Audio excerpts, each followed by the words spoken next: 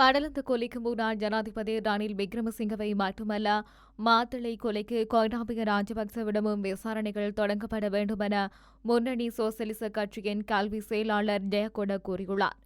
அனுராதபுரத்தில் நடைபெற்ற மாநாட்டில் அவர் இவ்வாறு தெரிவித்துள்ளார். மேலும் தெரிவித்த அவர், இந்த குற்றங்களுக்கு நேரில் கண்ட சாட்சிகள் உள்ளனர். இனி யாரையும் கொல்லாதீர்கள். இந்த குற்றங்களுக்கு எதிராக அரசாங்கம் நடவடிக்கை எடுக்க வேண்டும். இலங்கையில் விசாரணை ஆணையங்களை நியமிப்பதற்கு 2 சட்டங்கள் உள்ளன.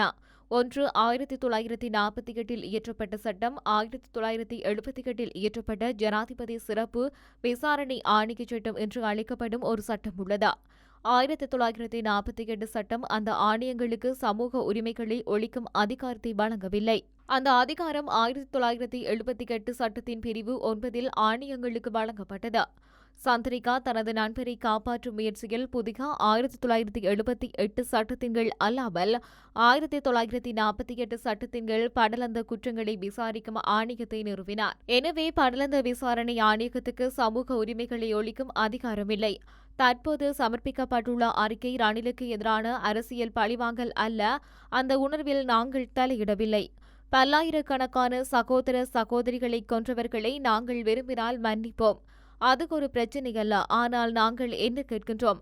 நாங்கள் கேட்பது என்ன நடந்தது என்பதை வெளிப்படுத்த வேண்டும். படலந்தவில் கொன்ற ரணில் விக்ரமசிங்கவை மட்டுமல்ல, மாத்தளை விஜய வித்தியாலயத்தில் நடந்த கூட்டு புதைகுழிக்கு பொறுப்பானவரும் அப்போது மாத்தளை ராணுவத்தின் தளபதியாக இருந்தவருமான கோட்டாபய ராஜபக்சவையும் கைது செய்ய வேண்டும்.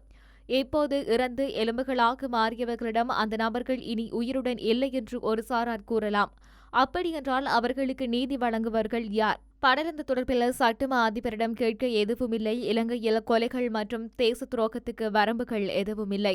எனவே குழுக்களை உருவாக்குவதன் மூலம் இங்கே பொய்யான குற்றச்சாட்டுகளை சுமத்த வேண்டிய அவசியமும் இல்லை.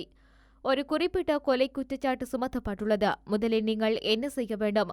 குற்றம் சாட்டப்பட்டவரை கைது செய்யுங்கள். குற்றம் சாட்டப்பட்டவரை கைது செய்து விசாரணைக்கு தொடங்குங்கள். எனவே முதலாவதாக ரணில் விக்ரமசிங்கவை கைது செய்யுங்கள். அவரை கைது செய்து விசாரணைக்கு தொடங்குங்கள். இந்த விடயத்தில் முழு விசாரணையை நடத்தவும், சந்தேக நபர்களை கைது செய்து வழக்கு தாக்கல் செய்யவும் குற்றப்புலனாய்வு துறைக்கு ஜனாதிபதி உத்தரவிடலாம். எங்களுக்கு தெரிந்தவரை டக்ளஸ் பேரிஸ் இதில் மற்றொரு குற்றவாளி. அவர் இறந்துவிட்டதாக அறிவிக்கப்பட்டுள்ளது.